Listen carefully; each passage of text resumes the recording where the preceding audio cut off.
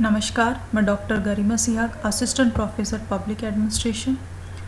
ई video lecture series में आज हमारा टॉपिक है काउंसिल ऑफ मिनिस्टर यानी कि मंत्री परिषद। मंत्री परिषद और मुख्यमंत्री मिलाकर सरकार का निर्माण करते हैं। संविधान में बेसिकली मंत्री परिषद शब्द का इस्तेमाल किया गया है, यानी आपने बहुत बार अखबारों में पढ़ा होगा मंत्री परिषद शब्द के बारे में, मंत्रिमंडल शब्द के बारे में। तो मंत्री परिषद और मंत्रिमंडल में क्या अंतर होता है, अभी हम थोड़ी देर में डिस्कस करने वाले हैं। उससे पहले ये जान लीजिए कि काउंसिल ऑफ मिनिस्टर का निर्माण क्यों हुआ। काउंसिल ऑफ मिनिस्टर एक संवैधानिक व्याख्या वाला शब्द है, यानी संविधान में काउंसिल ऑफ मिनिस्टर मंत्री परिषद के बारे में संविधान में उल्लेखित है और संविधान में साफ साफ ये निर्देश दिया हुआ है कि काउंसिल ऑफ मिनिस्टर और जो चीफ मिनिस्टर है वो मिलकर सरकार का निर्माण करते हैं। चीफ मिनिस्टर को हेल्प और एडवाइस करने के लिए, सहायता, मशवरा, परामर्श देने के लिए काउंसिल ऑफ मिनिस्टर्स होता है, यानी कि चीफ मिनिस्टर और उसकी मंत्री परिषद ही मिलकर सरकार का निर्माण करते हैं। तो काउंसिल ऑफ मिनिस्टर बेसिकली होता क्या है? 4 प्रकार के मिनिस्टर्स को मिलाकर काउंसिल ऑफ मिनिस्टर्स का निर्माण होता है। पहले जो टॉप मोस्ट मिनिस्टर्स हैं वो है मंत्रिमंडलीय स्तर के मंत्री, यानी कि कैबिनेट मिनिस्टर। दूसरे जो स्तर के मिनिस्टर हैं वो है मिनिस्टर्स ऑफ स्टेट, यानी कि राज्य मंत्री स्तर के। तीसरा है डेप्यूटी मिनिस्टर, यानी कि उप मंत्री स्तर के मंत्री। और चौथा है पार्लियामेंट्री सेक्रेटरी, यानी संसदीय सचिव स्तर के मंत्री। तो कैबिनेट मिनिस्टर जो है वो क्या है? इनका मंत्री परिषद में सबसे सर्वोच्च स्थान होता है, ये यानी कि टॉप मोस्ट मिनिस्टर्स जो होते हैं वो कैबिनेट मिनिस्टर्स होते हैं। इनके पास एक या अधिक प्रशासनिक विभागों का कार्यभार होता है, यानी कि जो कैबिनेट मिनिस्टर है, जैसे कोई ऊर्जा मंत्री हुआ, शिक्षा मंत्री है, तो ऊर्जा मंत्री है, शिक्षा मंत्री है, ये क्या है? इनके पास खुद का प्रशासनिक विभाग का कार्यभार है, यानी कि ये टॉप मोस्ट मिनिस्टर्स हैं और इनके पास स्वतंत्र रूप से एक विभाग इनको मुख्यमंत्री के द्वारा दिया हुआ है। तो सरकार की नीति का निर्माण करना और उसके क्रियान्वयन में सबसे ज़्यादा भूमिका कैबिनेट मिनिस्टर्स की होती है। उसके बाद आते हैं ministers of state. Ministers of state क्या होते हैं? राज्य मंत्री स्तर के मंत्री। मिनिस्टर्स ऑफ स्टेट को क्या किया जाता है, कभी कभी किसी राज्य मंत्री को किसी विभाग का स्वतंत्र चार्ज भी दे दिया जाता है, या कभी कभी इनको किसी कैबिनेट मिनिस्टर के अधीन रख दिया जाता है।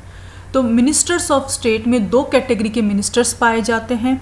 एक, पहला, अगर इन्हें किसी प्रशासकीय विभाग का स्वतंत्र चार्ज दे दिया या स्वतंत्र चार्ज न देकर किसी कैबिनेट मिनिस्टर के अधीन डिपार्टमेंट में स्थान दिया गया, तो ministers of state second category के मिनिस्टर्स होते हैं। तीसरी जो कैटेगरी है वो है डेप्यूटी मिनिस्टर, यानी कि उप मंत्री स्तर के मंत्री। तो डेप्यूटी मिनिस्टर जो होते हैं, उप मंत्री जो होते हैं, उन्हें केवल उन मंत्रियों की सहायता, यानी कि जो अबोव इनके ऊपर के जो मिनिस्टर्स हैं, कैबिनेट मिनिस्टर और मिनिस्टर्स ऑफ स्टेट, इनकी सहायता के लिए इन्हें अधीन इनको विभाग दिया जाता है, जिसके इनके अधीन ये काम करते हैं और विभागीय और संसदीय कर्तव्यों के निर्वहन में इनका हाथ बटाते हैं। अब जो 4th कैटेगरी है वो है पार्लियामेंट्री सेक्रेटरी, यानी संसदीय सचिव। ये न तो मंत्री होते हैं, न ही इन्हें विशेष कोई प्रशासनिक अधिकार सौंपे जाते हैं। संसदीय सचिव एक प्रकार से मान लीजिए ज़्यादातर इसे एक प्रशिक्षण का स्तर ही माना जाता है। जैसे किसी मिनिस्टर कोई विधायक है और उसे कोई अनुभव नहीं है, तो उसे ज़्यादातर पार्लियामेंट्री और राजनीति में, जैसा कि आप जानते भी हैं, राजनीति में काफ़ी बार मंत्री पद की, काफ़ी बार नहीं, हमेशा मंत्री पद की एक लालसा व्यक्ति को रहती कि हर विधायक चाहता है मुझे मंत्री पद मिल जाए। तो संसदीय सचिव यानी पार्लियामेंट्री सेक्रेटरी का जो पद है वो ज़्यादातर एक प्रकार से प्रशिक्षण यानी किसी व्यक्ति को ट्रेनिंग देने के हिसाब से प्रशिक्षण का स्तर माना जाता है कि किसी को फर्दर अगर आगे मुख्यमंत्री या मंत्री बनना है, कैबिनेट मिनिस्टर बनना है, तो पहले उसे पार्लियामेंट्री सेक्रेटरी होते हुए आगे की सीढ़ी पे वह व्यक्ति जाता है। तो एक प्रकार से इसे प्रशिक्षण या ट्रेनिंग का रूप मान लिया जाता है। तो मंत्रिमंडल स्तर के जो मंत्री हैं वो अच्छे से अपने उनके भी वही दायित्व हैं जो कि बाकी मिनिस्टर्स के हैं, लेकिन अंतर किस चीज़ का है? पद का और स्टेटस का। कि कैबिनेट मिनिस्टर जो हैं वो टॉप मोस्ट मिनिस्टर्स हैं, उनके बाद आते हैं मिनिस्टर्स ऑफ स्टेट, राज्य स्तर के मंत्री। इसमें स्वतंत्र विभाग और अधीन दो प्रकार के होते हैं, और डेप्यूटी मिनिस्टर्स इनके अधीन काम करते हैं। और सबसे लास्ट है पार्लियामेंट्री सेक्रेटरी, जो कि न तो मंत्री हैं और न ही इन्हें कोई विशेष प्रशासनिक अधिकार दिए जाते हैं। एक तरीके से इसे प्रशिक्षण का स्तर या ट्रेनिंग का कोई स्टेप मान लीजिए। तो ये बेसिकली काउंसिल ऑफ मिनिस्टर्स जो है उसका कंपोजिशन है। काउंसिल ऑफ मिनिस्टर्स इन 4 प्रकार के मिनिस्टर्स से बनती है। अब आपके सामने प्रश्न आता है कि काउंसिल ऑफ मिनिस्टर्स और कैबिनेट मिनिस्टर में बेसिकली क्या अंतर है? Difference between council of minister and cabinet. तो काउंसिल ऑफ मिनिस्टर और कैबिनेट क्या है, ये भी 50 वर्ड्स में और बड़े क्वेश्चन में भी आ सकता है। ज़्यादातर 50 वर्ड्स में ये क्वेश्चन पूछा जाता है। 2 नंबर के क्वेश्चन में भी पूछ सकते हैं कि council of minister cabinet minister में आप बेसिकली 2 अंतर बताइए। और 5 पॉइंट्स का अगर पूछते हैं तो ऑब्वियसली वो 50 वर्ड्स में वो क्वेश्चन आएगा। तो COM और कैबिनेट यानी काउंसिल ऑफ मंत्रिपरिषद और मंत्रिमंडल में जो अंतर है वो क्या है? पहला जो अंतर है वो है it includes 4 type of ministers. अभी हमने डिस्कस किया कि काउंसिल ऑफ मिनिस्टर्स में कौन से 4 टाइप के मिनिस्टर्स आते हैं। Cabinet ministers, ministers of state, deputy minister और पार्लियामेंट्री सेक्रेटरी। इन सबको मिला के करीबन 60 से 70 मिनिस्टर्स कवर हो जाते हैं। तो 60 से 70 व्यक्ति इसमें आ जाते हैं। तो काउंसिल ऑफ मिनिस्टर अपने आप में दिखाई दे रहा है कि काफ़ी बड़ा टर्म है और विस्तृत है। कैबिनेट जो है उसमें सिर्फ और सिर्फ कैबिनेट रैंक के मिनिस्टर्स ही मंत्रिमंडल में, सिर्फ मंत्रिमंडल यानी टॉप जो कैबिनेट मिनिस्टर्स हैं वही इसके अंदर आते हैं। यानी कि ये पार्ट है, कैबिनेट जो है वो COM का एक सब पार्ट है और इसमें 15 से 20 मिनिस्टर्स ही होते हैं। तो ये चीज़ आपको अच्छे से क्लियर हो गई होगी कि कैबिनेट और काउंसिल ऑफ मिनिस्टर्स में मंत्रिपरिषद और मंत्रिमंडल में आपसे कोई अंतर पूछे तो आप क्या कहेंगे कि कैबिनेट जो है मंत्रिपरिषद का ही एक भाग है और मंत्रिपरिषद के टॉप मोस्ट मिनिस्टर्स होते हैं जिन्हें हम कैबिनेट मिनिस्टर्स कहते हैं, उन्हीं से ही कैबिनेट का निर्माण होता है। अब देखिए सेकंड जो पॉइंट है, it doesn't meet has a body to transact government business. मंत्रिपरिषद का उल्लेख संविधान में भी अच्छे से दिया हुआ है और हर जगह ये कहा जाता है कि मंत्रिपरिषद और मुख्यमंत्री ही मुख्यमंत्री और मंत्रिपरिषद ही सामूहिक रूप से क्या है, सरकार है। परंतु सबसे इम्पॉर्टेंट बात यह है कि it doesn't meet has a body. इतना बड़ा आकार है, 60 से 70 लोग हैं, इतने बड़ी जो बॉडी है इतनी बड़ी बॉडी का मिलना, मीटिंग्स करना और to transit government business possible ही नहीं हो पाता। तो ज़्यादातर जो टॉप मोस्ट मिनिस्टर्स होते हैं, कैबिनेट मिनिस्टर्स, वही सारे डिसीजंस लेते हैं। तो कैबिनेट में देखिए, it meets has a body frequently and usually once in a week. मुख्यमंत्री और उसकी मंत्रिमंडल सप्ताह में एक बार, बहुत बार एक बॉडी के रूप में मीटिंग्स होती रहती हैं और सरकार का जो संचालन, सारे जो इम्पोर्टेंट डिसीजंस हैं वो कैबिनेट ही लेती है। थर्ड जो पॉइंट है वो है COM is wasted with all powers but in theory. संविधान में जितनी भी पावर्स दी गई हैं वो किसे दी गई हैं, मंत्रिपरिषद को दी गई हैं और मंत्रिपरिषद और मुख्यमंत्री इन पावर्स का इस्तेमाल करेगा, यही थ्योरी में लिखा हुआ है। पर प्रैक्टिकली हम जब बात करते हैं इन प्रैक्टिस क्या है, जो पावर्स हैं काउंसिल ऑफ मिनिस्टर्स की जो पावर्स हैं वो कौन यूज़ करता है, कैबिनेट। मंत्रिमंडल ही मुख्यतः सारे काम कर लेता है, मंत्री परिषद तो एक बॉडी के रूप में बेसिकली एक मीटिंग भी नहीं कर पाता।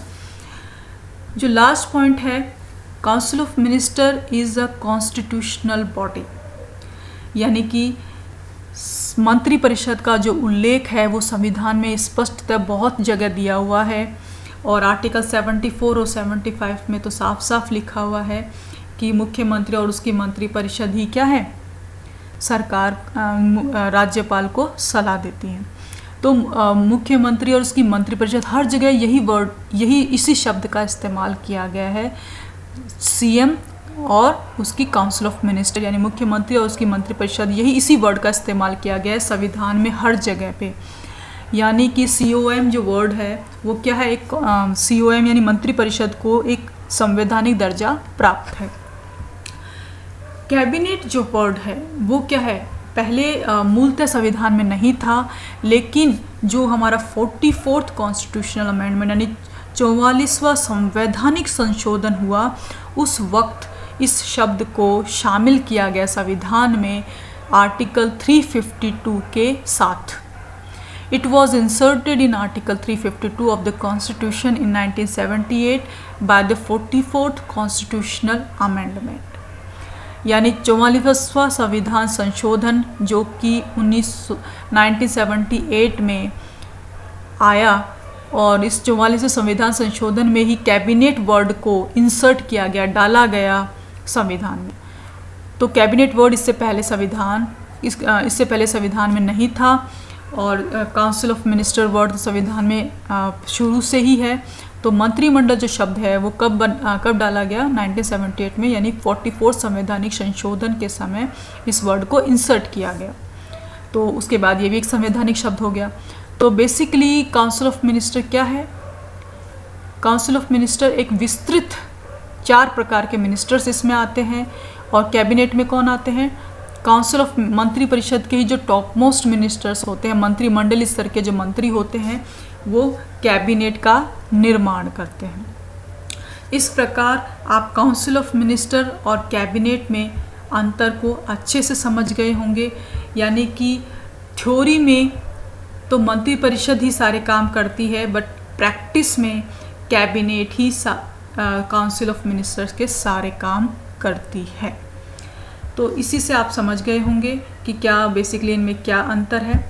अब हम आते हैं appointment of council of minister, किस प्रकार से काउंसिल ऑफ मिनिस्टर्स का निर्माण होता है। तो काउंसिल ऑफ मिनिस्टर्स क्या है, council of ministers shall be appointed by the governor and the other minister shall be appointed by the governor on the advice of the chief minister. मुख्यमंत्री की सलाह से ही काउंसिल ऑफ मिनिस्टर का निर्माण होता है, यानी गवर्नर तो सारे काउंसिल ऑफ मिनिस्टर्स को, मंत्री परिषद को अपॉइंट करता है, बट गवर्नर को ये एडवाइस कौन देता है, चीफ मिनिस्टर देता है। इसी के साथ जो टर्म है इनका, कितना कार्यकाल है, तो COM holds office during the pleasure of the governor, but actually holds office has long has it enjoy majority in state legislative assembly. Council of minister और जो मुख्यमंत्री है वो राज्यपाल के प्रसाद पर्यंत अपने पद पर रहते हैं, लेकिन एक्चुअली जो प्रसाद पर्यंत यानी प्लेजर वर्ड का जो अर्थ है, उसका अर्थ यही है कि मुख्यमंत्री और उसकी मंत्रिपरिषद सामूहिक रूप से किसके प्रति उत्तरदायी हैं, स्टेट लेजिस्लेचर व्यवस्थापिका के, राज्य व्यवस्थापिका के प्रति उत्तरदायी हैं। और राज्य व्यवस्थापिका में जब तक मुख्यमंत्री और उसकी मंत्रिपरिषद सपोर्ट में है, मेजॉरिटी में है, बहुमत में है, तब तक गवर्नर उन्हें नहीं हटा सकता। ये एक्चुअल पोजीशन होती है।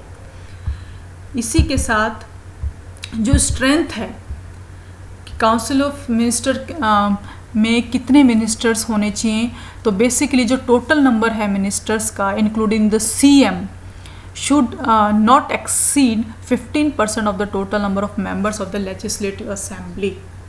ये जो स्ट्रेंथ की बात की गई है, स्टार्टिंग में हर व्यक्ति, हर विधायक ये चाहता है कि उसे मंत्री पद दिया जाए, तो इसी में ये जो संसदीय सचिव, जो हमने वर्ड पार्लियामेंट्री सेक्रेटरी है, डेप्यूटी मिनिस्टर है, कैबिनेट मिनिस्टर है, मिनिस्टर्स ऑफ स्टेट है, तो हर कोई चाहता है कि उसे कैबिनेट मिनिस्टर बनाया जाए। तो ऐसा पॉसिबल प्रैक्टिकली भी नहीं है, इसलिए मुख्यमंत्री ज़्यादातर संसदीय सचिव भी बना देते थे, उप मंत्री बना देते थे। इससे करते करते जो संख्या होती है मंत्रिपरिषद की वो बहुत ज़्यादा हो जाती थी।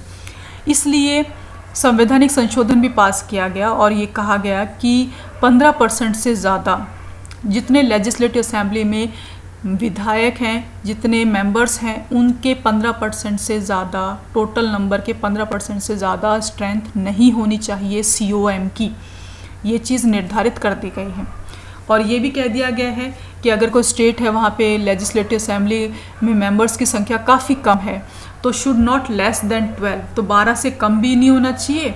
और अगर 200 है तो और उसके 15, जैसे राजस्थान में 200 MLA हैं, 200 MLA हैं, 200 सीट हैं, तो उसका 15% निकाल लीजिए, तो नियर अबाउट जो 40-50 जो है नंबर आता है, तो इससे ज़्यादा मिनिस्टर्स टोटल मंत्रिपरिषद में नहीं होने चाहिए। और अगर कहीं पे लेजिस्लेटिव असेंबली में सदस्य ही बहुत कम हैं, जैसे कि काफ़ी नॉर्थ ईस्ट के स्टेट्स हैं, वहाँ पे 40-50 MLA से मिलकर ही सरकार मंत्रिपरिषद का निर्माण हो जाता है, तो वहाँ पे 12 नंबर फिक्स कर दिया गया, 12 नंबर की 12 से कम तो COM में सदस्य नहीं होने चाहिए। अब आती है बात ओथ की, शपथ की। तो जैसे ही कोई मिनिस्टर अपने office, before he enters upon his office, the governor shall administer to him the oath of office. जो शपथ दिलाई जाती है वो कौन दिलाता है? गवर्नर दिलाता है। और जो शपथ ली जाती है वो किस चीज़ की ली जाती है? गोपनीयता की ली जाती है, जो कि 3rd शेड्यूल में जो काउंसिल ऑफ मिनिस्टर्स मंत्रिपरिषद है, जो सरकार बनती है, तो जो ओथ लेते हैं ये लोग, शपथ लेते हैं, उसके बारे में संविधान के 3rd शेड्यूल 3रे अनुसूची में शपथ का वर्णन दिया हुआ है। उसके अकॉर्डिंग ही शपथ ली जाती है, शपथ गवर्नर दिलवाता है। तो इसी प्रकार से ये संविधान में उल्लेखित है कि किस व्यक्ति को कौन सी शपथ लेनी है। तो ये संविधान के अनुसूची 3री अनुसूची में ये उल्लेखित किया गया है। और संविधान में बेसिकली वैसे 12 अनुसूचियां हैं, जिसमें 3rd जो अनुसूची है वो शपथ से संबंधित है। तो आज हमने जो डिस्कस किया वो बेसिकली है काउंसिल ऑफ मिनिस्टर्स क्या होता है, उसकी कंपोजिशन क्या होती है, मतलब निर्माण काउंसिल ऑफ मिनिस्टर में कौन कौन आते हैं, और काउंसिल ऑफ मिनिस्टर और कैबिनेट में क्या अंतर होता है, और अपॉइंटमेंट कैसे होता है, इनका टर्म क्या है, कितने इनकी स्ट्रेंथ क्या है, और इसका जो ऑफिस है, शपथ ओथ, जो शपथ किस प्रकार से ली जाती है, ये बेसिकली आज हमने स्टडी किया। आप इस टॉपिक को अच्छे से बुक से भी रीड आउट कीजिए, मेरी वीडियो को अच्छे से सुनिए, और जो मैं PDF नोट्स भेज रही हूँ उसमें भी आप इसे अच्छे से पढ़ें, आपको एक टॉपिक अच्छे से क्लियर हो जाएगा। उसके अलावा इससे संबंधित बातें अक्सर अखबारों में भी आती हैं, तो उन्हें भी ध्यान से पढ़ा करें, तो आपको ये टॉपिक बिल्कुल क्लियर हो जाएगा। Thank you.